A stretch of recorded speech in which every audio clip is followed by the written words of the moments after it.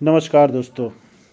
Foundational literacy एवं numeracy FLN पर आधारित ब्लॉक स्तरीय संदर्भदाताओं एकेडमिक रिसोर्स पर्सन KRP का 5 दिवसीय प्रशिक्षण जिला शिक्षा एवं प्रशिक्षण संस्थान गोरखपुर में संपन्न हुआ, जिसके द्वितीय दिन गणित किट पर आधारित गतिविधियां गोरखपुर के एकेडमिक रिसोर्स पर्सन और KRP द्वारा प्रस्तुत किए गए। इस वीडियो में गणित किट की क्या उपयोगिता है, इसके बारे में हमारे एकेडमिक रिसोर्स पर्सन ने बहुत ही शानदार तरीके से प्रस्तुत किए। गणित किट से संबंधित कुछ TLM सामग्री हमारे ग्रुप को मिली थी। उसकी क्या उपयोगिता शिक्षण कार्य में बच्चों के साथ रहेगी, उससे संबंधित कुछ बिंदु यहाँ पर लिखे गए हैं।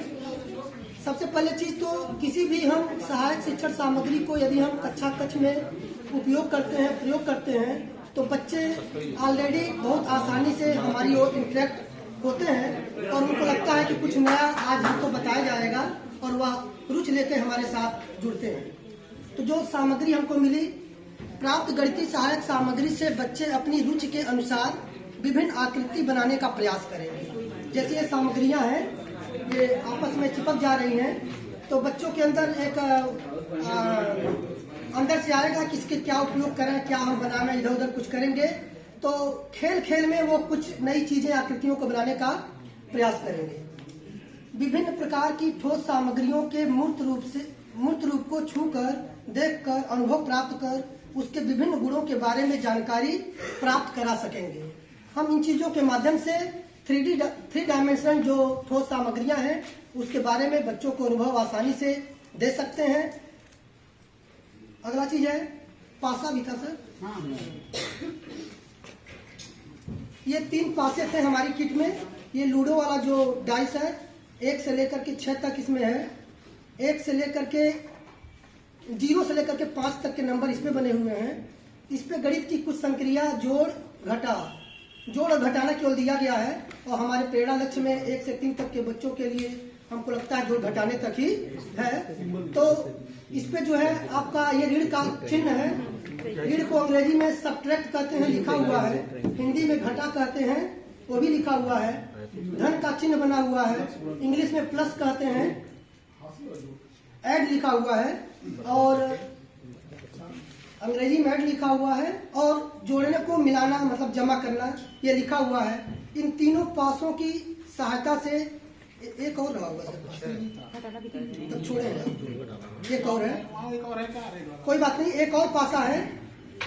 तो जिस पे नंबर लिखा हुआ पासा है, एक और है उस पे भी नंबर लिखा हुआ पासा है। ये गणितीय संक्रियाओं से रिलेटेड पासा है। तीनों पासा को बच्चा जो है खेल खेल में तीनों एक साथ गिराएगा तो किन्हीं 2 पासों पर संख्या आएगी और किसी एक पर वो संक्रिया आएगी।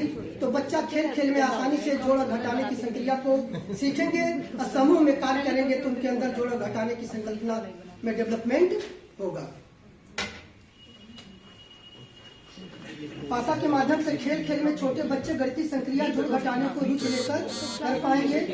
पासे की सहायता से बच्चे 0 से लेकर 6 तक की संख्याओं के अमूर्त रूप को मूर्त रूप की तरफ आसानी से जान सकेंगे। जैसा कि ये पासा है, लूडो वाली जो डाइस है, इस पर 1 बिंदी से लेकर के 6 बिंदी बनी हुई है। जो बातें हुई कि सिंबल में हम 4 ऐसे लिखते हैं, वो 4 मूर्त रूप में क्या है, तो इस 4 का मिलान इस मूर्त रूप में 4 से करने के लिए जो 4 बिंदी है, बच्चा उस 4 को इस 4 से कोरिलेट करा करके अमूर्त से मूर्त की ओर या मूर्त से अमूर्त की ओर आने का प्रयास आसानी से करेगा और बोझिल भी नहीं होगा और आसानी से उसको इन छोटी संख्याओं के बारे में जानकारी हो जाएगी। विभिन्न ज्यामितीय आकृतियों से भली प्रकार परिचित हो सकेंगे। इनकी सहायता से इस तरह की वस्तुओं के बारे में उनके परिवेश से जोड़कर चर्चा कर सकते हैं। जैसे कि एक ठोस सामग्री है,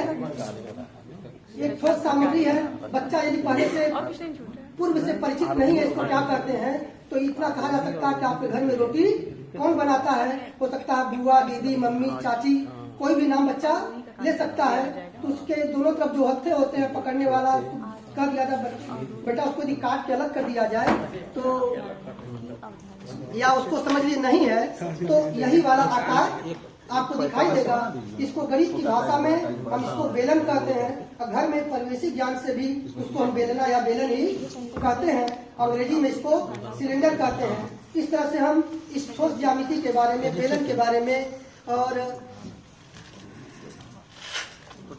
एक ठोस सामग्री ये है। इसको परिवेश से, माचिस की डिब्बी से और भी बहुत सारे बक्सा से भी तुलना हम कर सकते हैं। इस कमरे से भी तुलना उसको कर सकते हैं। तो बच्चा इसको छू करके, देख करके अनुभव लेगा कि कोई ये ठोस सामग्री है। अब शिक्षक जो है इस ठोस सामग्री का गणित की भाषा में क्या नाम होता है, कैसे यह डेवलप हुआ है, कैसे बना है, इसके बारे में विस्तृत अध्ययन बच्चे को दे सकते हैं। जैसे ये सतह है, बच्चा देख भी रहा है, इस सतह को छू भी रहा है, इसको महसूस कर रहा है। तो इसको उलट देंगे तो सेम आकृति इधर भी महसूस होगी, सामने इधर भी देखेगा, इधर भी देखेगा, इधर भी देखेगा, इधर भी देखेगा। 2D में, 2 डायमेंशन में बच्चा यदि पूर्व ज्ञान के तहत आयत से परिचित है, आयत के बारे में जान रहा है, या हम किसी कॉपी के पेज को निकाल करके दिखावे कौन सी आकृति है, तो बच्चा आयत बताने का प्रयास कर रहा है। यदि उसको ज्ञान पहले से है तो उस माध्यम से हम बता सकते हैं कि देखो बेटा, इसमें 6 आयत है। एक आयत ऊपर है तो एक आयत नीचे है, एक आयत सामने है तो एक आयत पीछे है, एक आयत इस बगल है तो एक आयत इसके अपोजिट उल्टे साइड इस तरफ है। लेकिन हर आयत की अलग अलग आकृति और साइज है। ऊपर नीचे वाला एक बराबर, आगे पीछे वाला एक बराबर, अगल बगल वाला एक बराबर, यानी कि एक एक जोड़े में एक बराबर आयत है। कुल छह समतल मिल करके इस आकृति को जो बनाते हैं, इस ठोस आकृति को गणित की भाषा में हम घनाभ कहते हैं। इसको अंग्रेजी में क्यूबाइड कहते हैं। इसी तरह से हम क्यूब के बारे में भी, घन के बारे में ही संकल्पना बच्चों को दे सकते हैं। इसको भी यदि हम पूछे बच्चे से कि ये कौन सी आकृति है, या आपके घर में बुआ, दीदी, मम्मी, चाची क्या हाथ में पहनती हैं, चूड़ी, कंगन, बच्चा जवाब आता है, या रोटी बनाती हैं तो रोटी की आकृति कैसी होती है, तो संभवतः बच्चे गोला कहते हैं। और उसको गलत हम कह भी नहीं सकते हैं कि बोलचाल की भाषा में गोला यूज करते हैं, लेकिन टेक्निकल रूप से, गणितीय रूप से वह गोला नहीं है, वह 2 डायमेंशन है और उसको वृत्त कहते हैं। तो वृत्त और गोले के बारे में हम संकल्पना बच्चों को दे सकते हैं, दोनों में अंतर बता सकते हैं। परिवेश में प्याज हुआ, आलू हुआ, नींबू हुआ इत्यादि चीजों को दिखाते हुए, गोला बताते हुए, और उसको यदि बताया जाए कि बेटा इसको चाकू से, हंसुआ से, किसी भी चीज से काटा जाए, तो जो सतह बनेगी, जो धारी बनेगी, उसी को हम गणित की भाषा में वृत्त, सर्किल कहते हैं। इसका मतलब एक गोले में बहुत सारे अनंत वृत्त होते हैं, लेकिन एक वृत्त से गोला नहीं बनता है, लेकिन बहुत सारे वृत्त मिलकर के गोला बनाते हैं। तो गोला और वृत्त की संकल्पना भी बच्चों के अंदर हम डेवलप कर सकते हैं। इस ठोस आकृति को पूछा जा सकता है, बच्चे इस तरह की आकृति आपने कहीं देखी है?